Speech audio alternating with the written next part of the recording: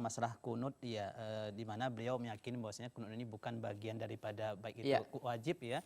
Namun ketika sujud sahwi, nah di sini beliau jadi bagaimana hal sikap beliau seperti itu, ini gimana Ustaz? Maka hukum asalnya adalah ya, hukum asalnya dalam sholat berjamaah tersebut seorang imam itu dianjurkan untuk seorang makmum, mohon maaf, seorang makmum dianjurkan untuk mengikuti imam. Iya.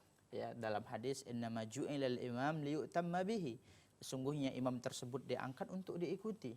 Maka wallahu a'lam, yang saya ketahui dalam masalah ini ya sebaiknya diikuti, ya, sebaiknya diikuti karena imam tersebut walaupun kita mungkin menganggap ya memang tidak ada sujud sahwi sebenarnya. Kalau jawabannya adalah ditanya apakah ada sujud sahwi atau disunnahkan untuk sujud sahwi ketika kunut tinggal, maka jawabannya tidak. Karena kunut itu bukan rukun, bukan wajib, ya, maka tidak ada sujud sahwi, ya.